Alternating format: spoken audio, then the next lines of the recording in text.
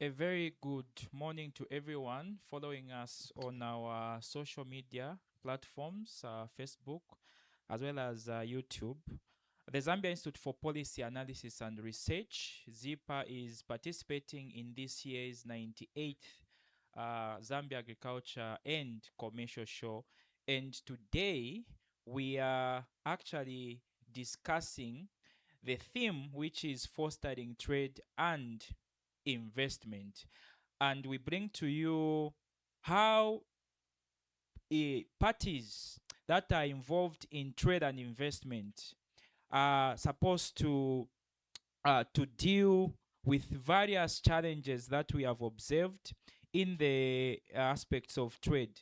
So to just give you a background, Zambia recorded total export earnings of 3.6 billion US dollars in the third quarter of 2025, representing a 26.7% increase compared to the same period in 2024.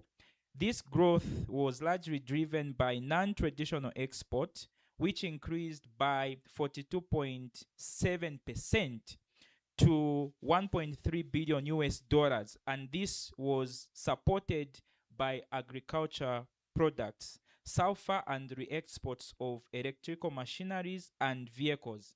However, at the same time, copper remained the dominant export commodity, with export earnings increasing by 11.4% to 2.1 billion US dollars from 1.9 billion US dollars, which was recorded during the corresponding period. Now, while copper continues to anchor Zambia's export performance, the growth of non-traditional exports demonstrates the potential for greater export diversification. Agriculture, as an important component of Zambia's NTE portfolio, presents opportunities to expand value addition, attract investment, strengthen regional and global market participation, and create employment opportunities. And to discuss this very important topic, I am joined by key stakeholders represented from key ministries. And with me, I have Mr. Victor Katunga from the Ministry of Commerce, Trade and Industry, who is a multilateral trade economist. Good morning, Mr. Victor. Good morning. Thank you so much for having me. Thank you very much. And I am also joined by Mr. Mumba Emmanuel, who is the Chief Executive Officer at Zaki. Good morning, sir. Good morning, sir. Thank you. Thank you very much. And we will begin our discussion to just explore this theme, fostering trade and investment in relation to non traditional export. I have already spoken about the numbers, which I have shown that there is already an opportunity for non traditional export to actually maybe even surpass the dominance that the mining sector has been having on the Zambia export portfolio. So to start with, let me begin with you, Mr. Victor. I want to just get from the Ministry of Commerce, Trade and Industry some of the policies that have been put in place. What are the ministry's current priorities for accelerating the growth of agricultural non-traditional exports, and what specific trade policy measures are being implemented to improve export competitiveness, value addition, and market access? Okay. So from the Ministry of Commerce, basically we have a multi-trade policy reform approach, Yes. which basically creates a competitive export ecosystem. Yes. So this is basically supposed to encourage agricultural producers as Mhm. well as agriculture processors Yeah. to move from raw materials to final finished processed Products. Yes. foods and products. Yes. So basically, the ministry's approach with this particular aspect is lies basically on five strategic pillars. Yes, please. So first and foremost, the ministry focuses mostly on the aspect of value addition Mhm. as well as industrialization to encourage competitiveness on the export markets, where these producers are encouraged basically to not depend entirely on exporting the raw materials, Yes. the raw food products, but to focus more on the value addition aspect of things, so that they can export processed foods products. Okay. That's the pillar one. So the second pillar for this particular aspect is the promotion of market access. Market access. So this strategic intervention basically looks at how the government Mhm. signs some of these trade agreements with certain regional bodies. We have bodies such as the SADC, we have the COMESA, as well as the AFCFTA. Yes. So market access for our agricultural producers to these particular regional blocks Yeah. helps them to export their goods at zero to none tariffs, Okay. which at least reduces some of the costs that they bear when it comes to the export procedures. Yes. Another aspect that we look at as the ministry also is to simplify export procedures. Yes. So basically, with this particular strategic pillar, we we try to simplify the processes that are required for our producers Mm. to, when it comes to the aspects to do with information, Yes. as well as how they acquire some of their payments and certification. Mm-hmm. So the ministry has a trade information portal, Photo. which is actually currently being revitalized, which enables some of these local producers to access information on some of the procedures and some of the certifications and permits that are required for them to be able to access some of these markets. Yeah. Then also for them to actually have access to those particular permits Yes. and certificates, that's where the electronic single window comes in, which Yes. is a platform where they're able to procure and access some of these particular permits. Okay. Fourthly, we also have another intervention where we try to strengthen our trade facilitation. Mm-hmm. So, under which here we look at issues to do with border management. Yes. So, under border management, here we're basically looking at some of the procedures that are required when it comes to the producers exporting their goods. So for them to be able to leave, we try to simplify the border procedures for Yes. them to ensure that they have got no extra burdenable costs. Yes. So we have what we call a coordinated border management approach, Yes. where we try to reduce the number of inspections as Mhm. well as in the number of institutions they need to visit before they are actually able to export their goods and services.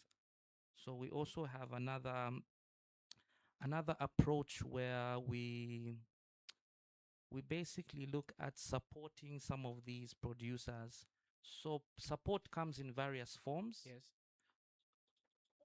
Under this particular segment or strategic pillar, what the ministry basically does is we help some of these producers get ready to export, where we're able to give them information Yes. on some of the markets that they can access. Mhm. We're also able to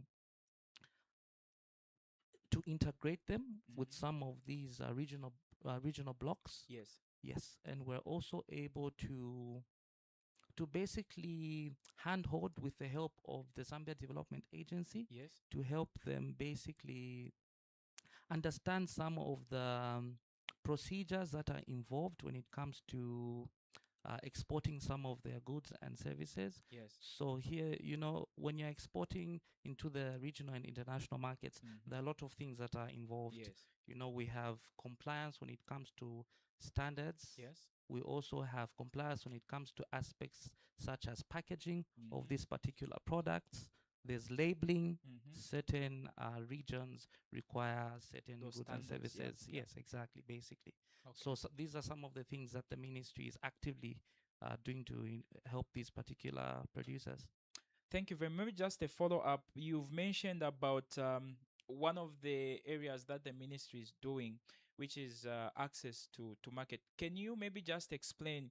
Maybe somebody there is following us and they are interested to access this market. What are some of the viable markets that you can share for our small scale farmers or traders to tap in? We know that in Zambia, most of, especially from the agriculture sector, most of the produce come from the small scale farmers.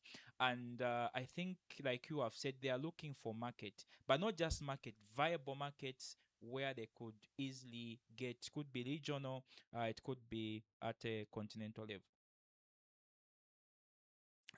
So currently, the ministry is basically looking at certain particular products Mm-hmm. as well, which we are encouraging some of our small scale farmers to actually concentrate on, because obviously a market study Yeah. has been done. Okay. There's high demand for products such as our edible oils, Edible oils. our honey. Mm-hmm. We have vast market for our maize produce. Yes. We have market for our soya beans Okay. and a lot of other legume crops.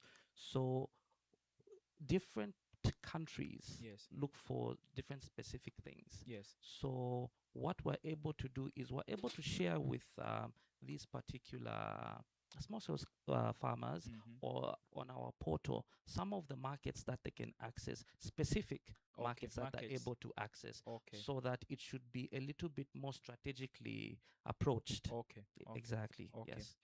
So I'll get back to you. Let me move to Zaki.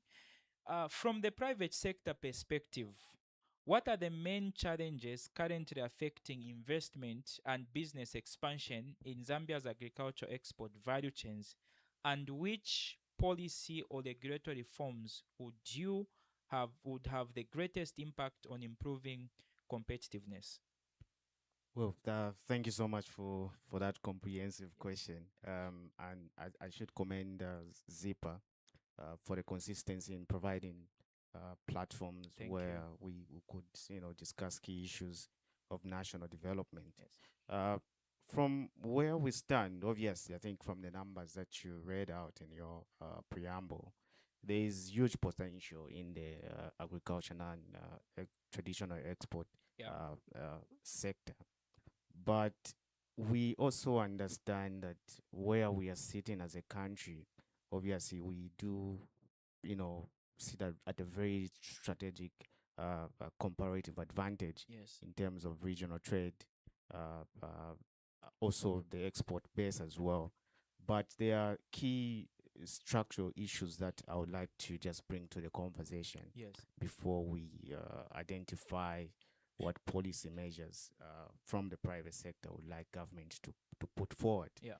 And one of the major issue is that when you look at the market, for instance, the small scale market, it's largely in the informal space. Mm-hmm. It's very fragmented. The market systems are not really speaking to the policy environment, for instance, the export base and the like.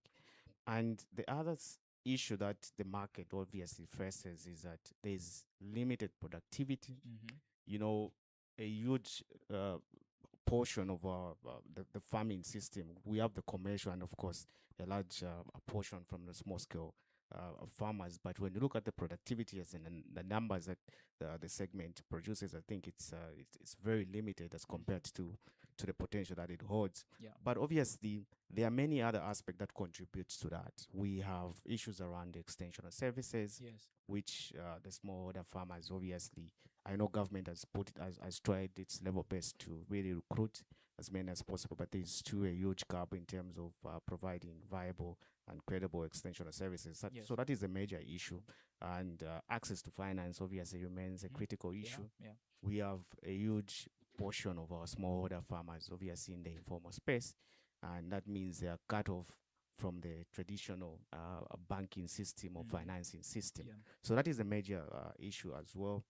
But obviously, when you look at the policy environment and what we can propose from the private sector, Mhm. it's a combination of all these factors. Yeah. And it's a response where we are speaking about trade investment. What can drive private sector investment Yeah. into the agriculture space? Yes. And like Cad mentions, a combination of different aspects coming from the trade policy side, investment side as well, and support in terms of making it easy for smallholder farmers to really access financing. Yeah. And we can begin by restructuring the system, the markets, as well as providing key institutions like ourselves. Yeah. I think also we need to do more in providing information. We spoke about the market opportunities, the market access opportunities available, Mhm. but are we communicating that information to our Yeah. smallholder farmers? And I'll bring you to the conversation of the other initiatives that government has put in place. There's a farming block model, Yes. and when you look at how many private sector players have really ventured into that space, Mhm. not so many. Yeah. And one of the major issues, obviously, there has been around support infrastructure Yes. from the private sector. When you tell me you have to move into a farming block, I'll look at key issues. One is the road network, Mhm. water, is electricity available, Mhm. can I irrigate? So all those components, if they are put in place, I think investment in the agriculture space, especially the conversation we're having around non-traditional export, Mhm. will be something that will be really speak to where we want to go as a country in terms of upscaling and increasing investment in that space. So just a whole combination and policy speaking from trade, from production to manufacturing as well, and support especially to the smallholder farmers. I think it will go a long way in developing a framework that will speak to that as well. Thank you, and maybe just a follow up. So you've brought up, I think, key issues. You talked about formalized, informal sector, which I think has been a huge discussion in Zambia for a long period of time, and obviously this cascades also into some of the gaps that you have identified, access to finance, because access to finance itself requires, I think nowadays you hear banking sector saying they want bankable, they want bankable projects. Okay, they want to fund because they're in business. You are the private sector; they're in business, and private sector is always about cheap profit making. Usually, that's a principle. So, how then would you say, what is the private sector role in facilitating formalization? Is there a way in which private sector can play a key role in linking the informal sector to to a formal sector, like a medium is there a way in which the private sector can play a role in ensuring that the economy is formalized? Yes, indeed. There's a role that institutions like ourselves Yeah. can really play.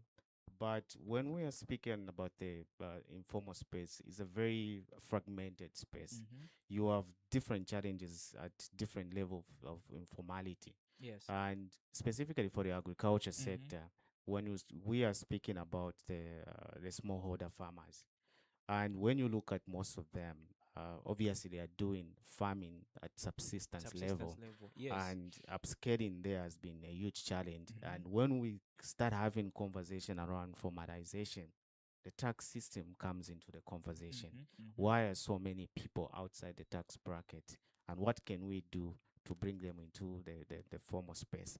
So it's about creating incentives. Mm-hmm. You have to dangle a carrot for them to come into the Mm-hmm. formal space. If Mm-hmm. there are incentives that are speaking to them coming, if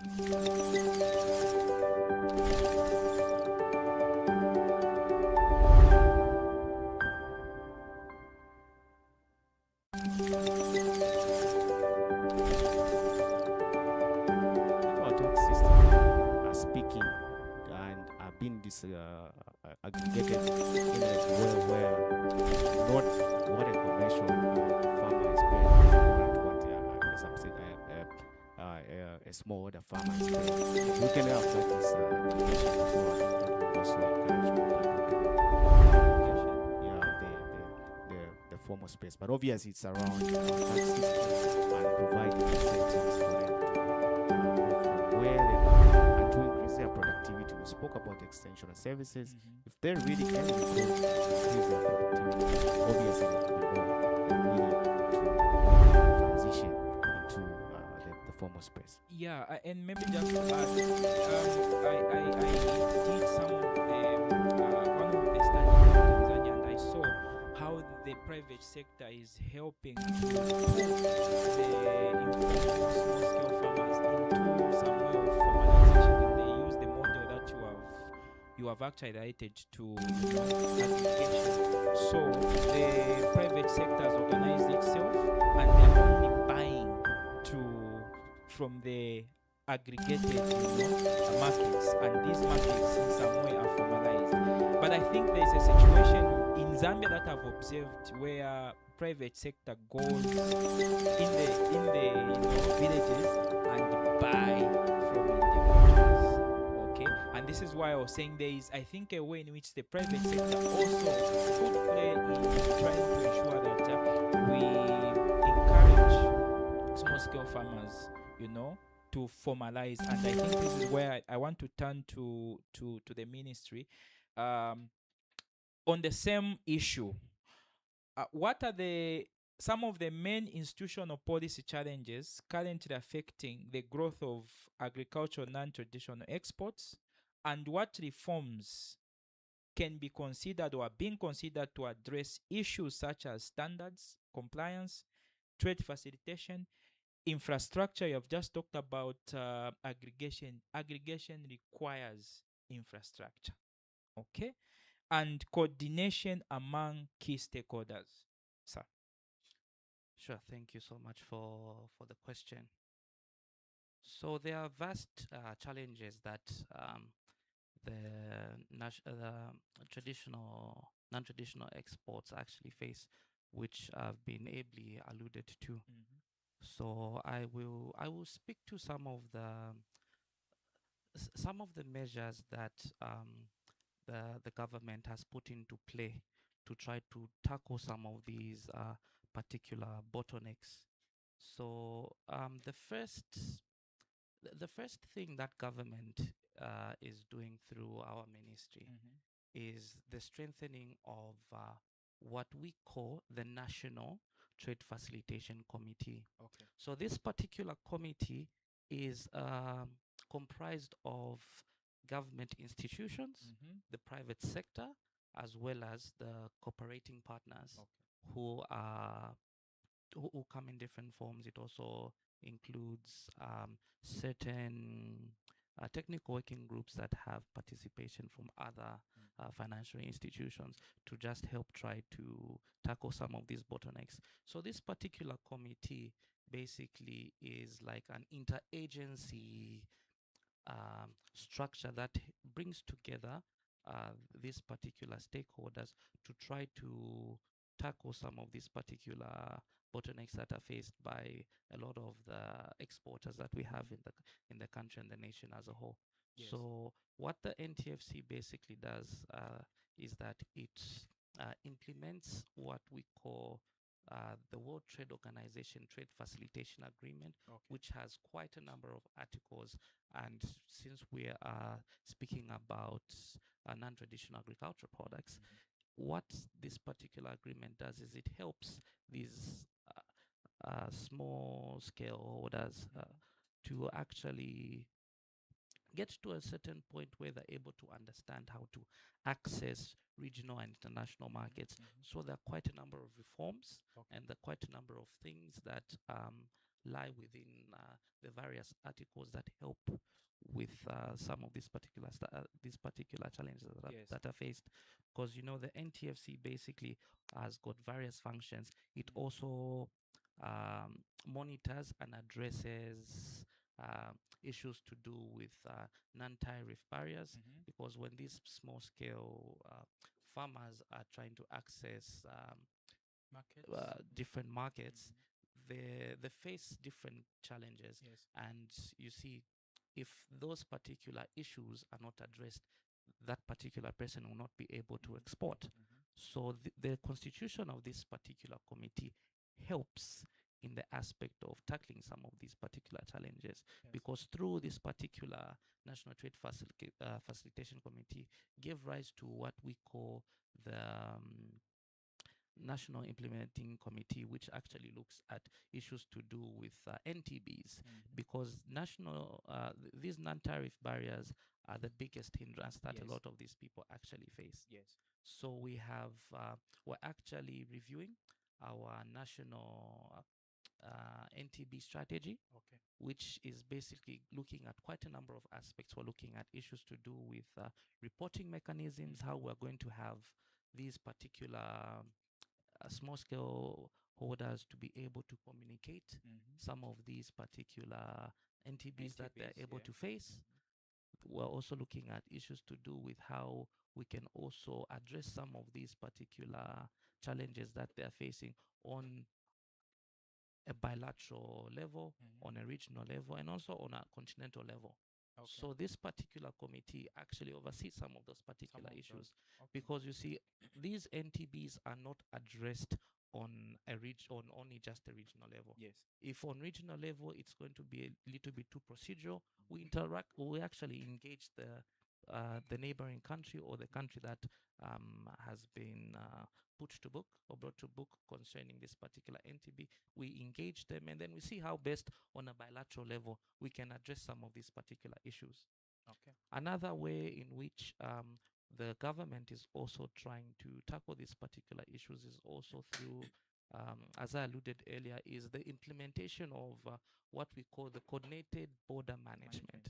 So coordinated border management, you see, previously we had 18 border agencies at all the borders, but now we've drawn it down to six through the aspect of the coordinated border management, which is basically a more organized and integrated approach, where all agencies are supposed to be operating as one. They're supposed to have integrated systems that speak to each other, and they're supposed to have systems where they're able to share information as well as shares certain certifications, so that some of these border procedures are seamless for the small scale exporter.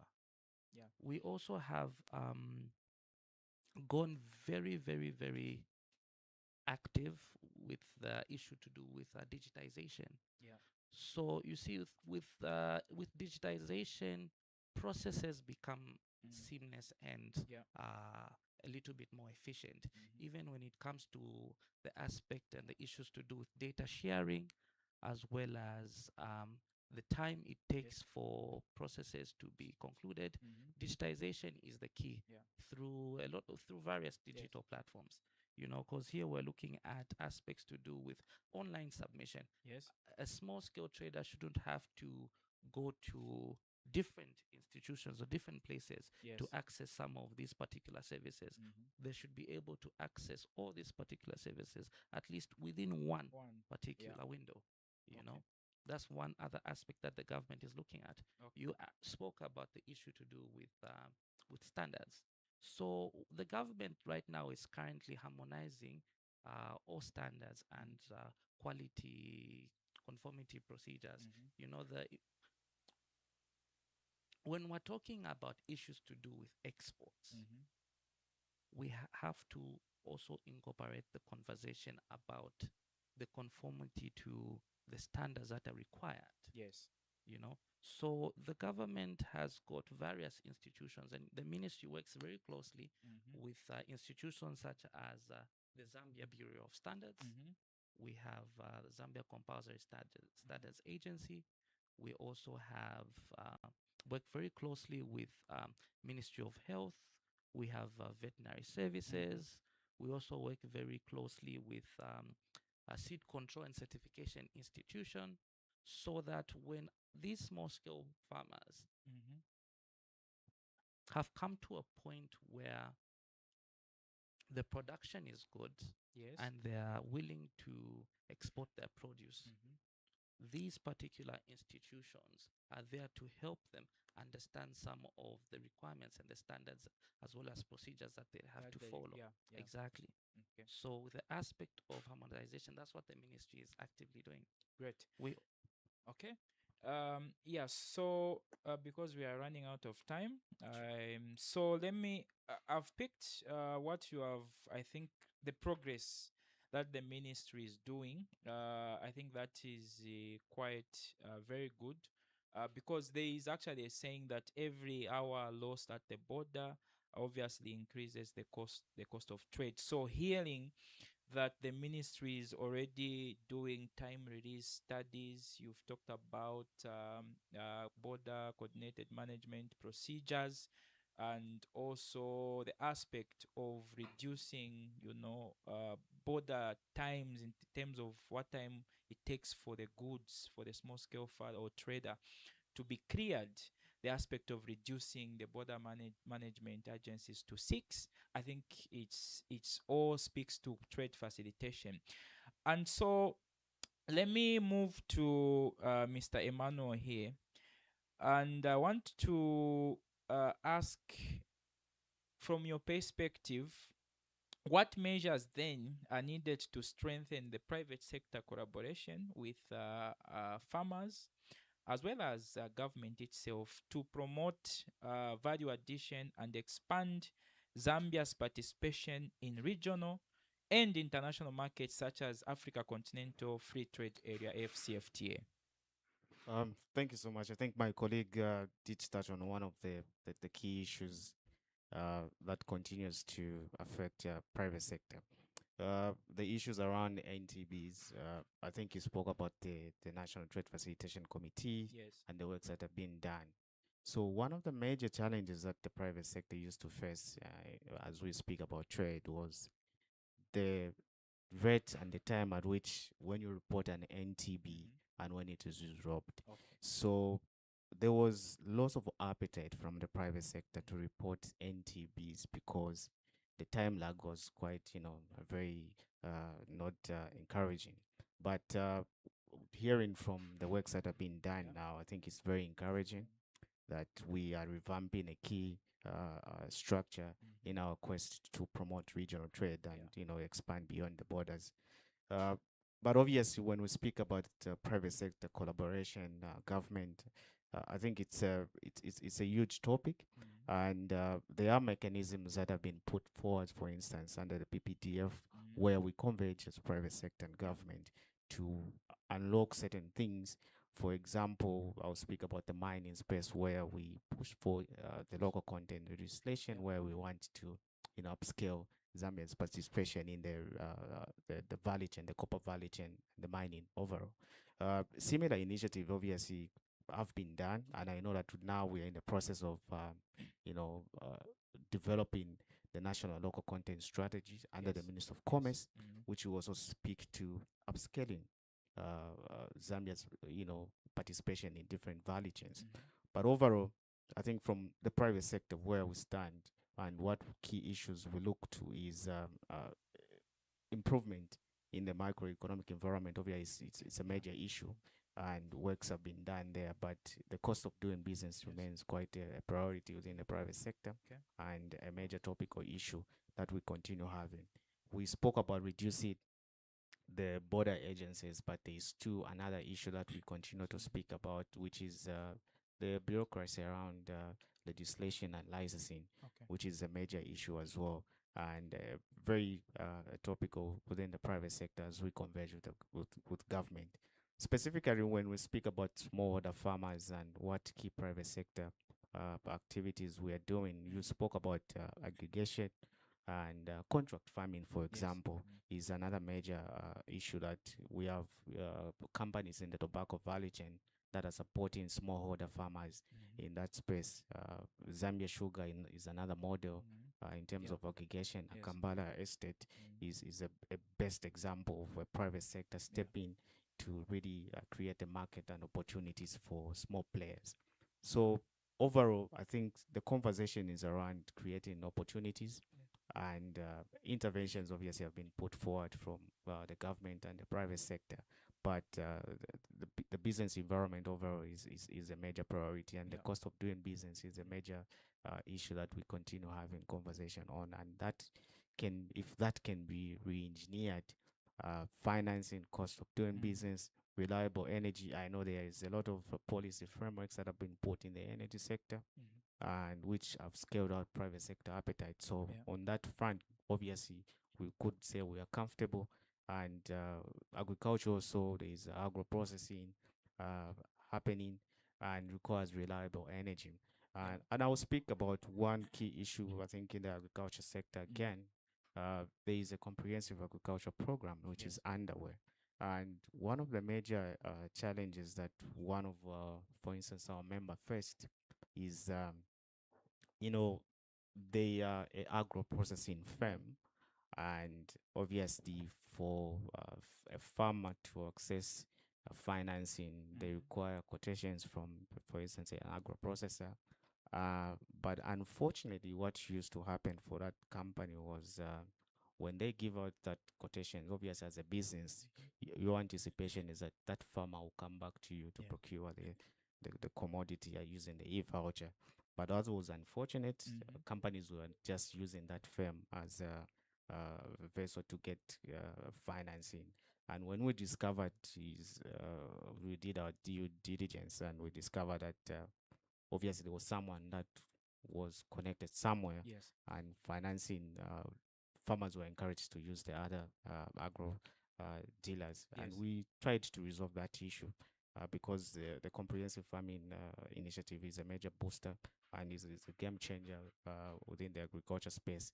And through frameworks that have been put forward, we were able to really address that issue, and put all mechanisms in place Yes. for that private sector to have the issue addressed with government. So overall, I think the platforms have been created, Created. Yes. and from where we stand as a chamber, we continue utilizing. But of course, within the private sector, we continue creating opportunities Yes. for smallholder businesses, especially in the agriculture space, to really tap into the opportunities that have been put forward. Thank you. And before we wrap up, I'll still get back to you on one important aspect, which I think we should also speak about. So, a value addition. So, and pricing mechanism. So, the small scale farmer, I think one of the driver of a small scale farmer in terms of what products they will choose to farm,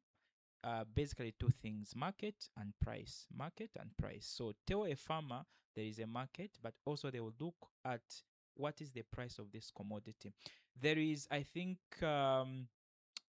stories that we've heard to say, some farmers have bent, tobacco farmers have decided to ban, the field, because they say, I can't. It's better I burn, I burn the field than selling it. That is a price issue. That is a price issue. So I want to just to get your last comment as we are wrapping up. What is then is the role of value addition in the pricing mechanism of agricultural product? Because I think one of the issues here is what the ministry spoke to, exports or trading of raw materials, which will attract obviously low value depending on the supply at that time. Okay, so and I think value addition is more critical also for private sector. Just your comment on this. What is the role of private sector in promoting value addition vis-a-vis? We know that there are multi-facility economic zones now, and all these, you talked about farm blocks, all these, those are avenues for actually moderating prices, but also promoting value addition. Is the private sector effectively participating in adding value to, or at least providing, being like off takers to add value to these commodities? Yes, yes. I think we spoke about contract farming, especially in the tobacco space. There are a number of companies that are doing contract farming, and they're able to get the commodities from the smallholder farmers into their production processes. But obviously, as we spoke about the pricing, which you mentioned, is very important. If I'm a smallholder farmer and there's a processor somewhere, and there is a processor, for instance, or a buyer from the DRC, it's about competitive pricing.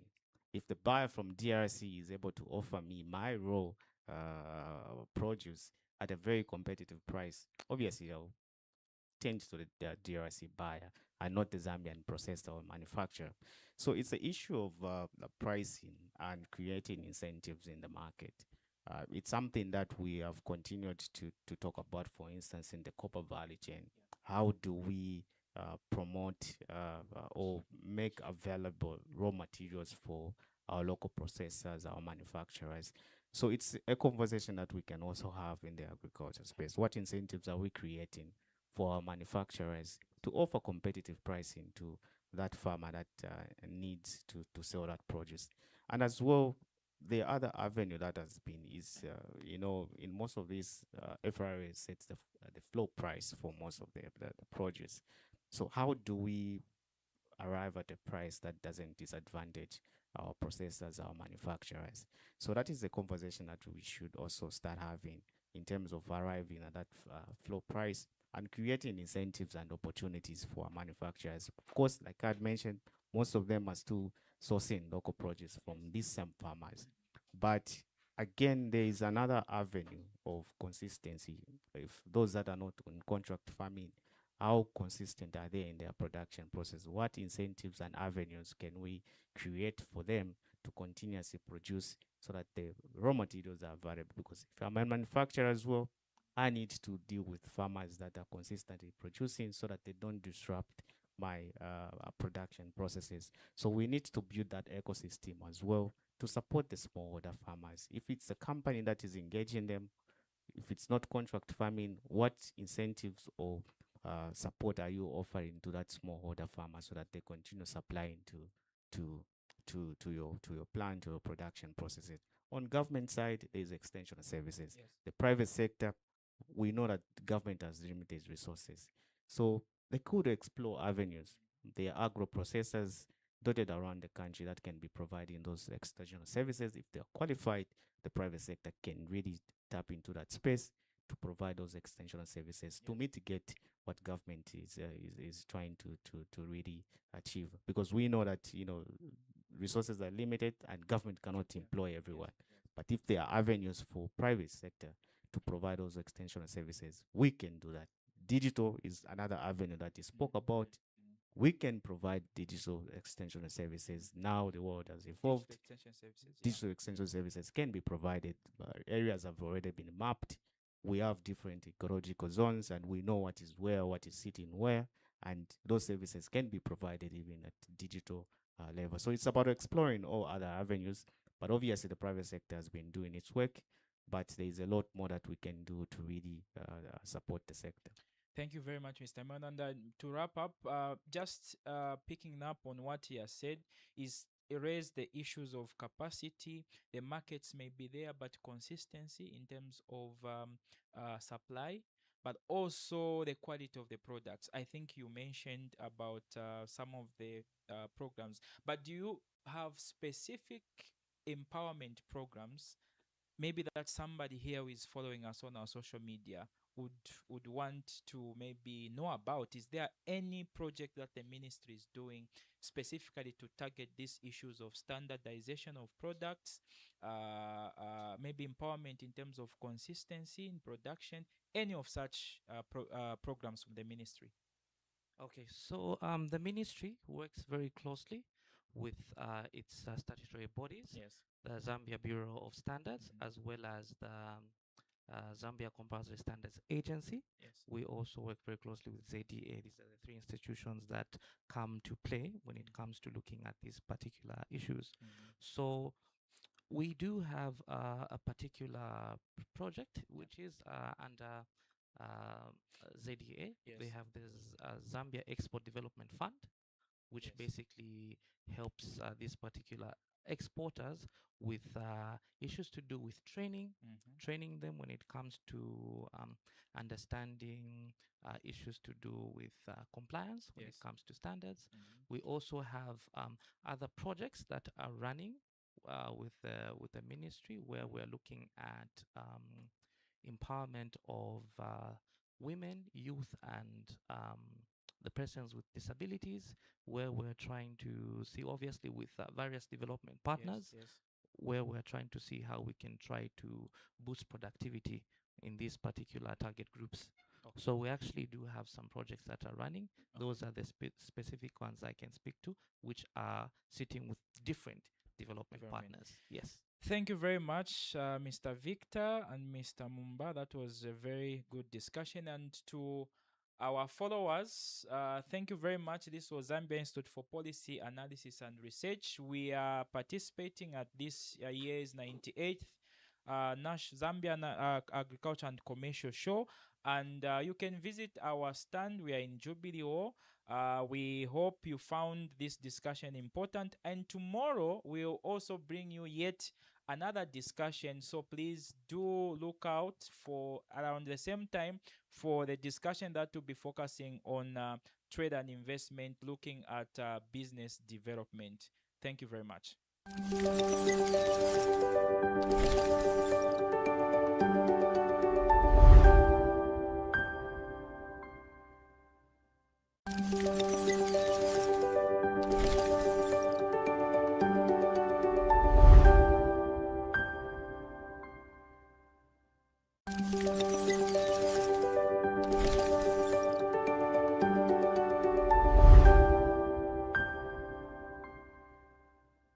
Thank you.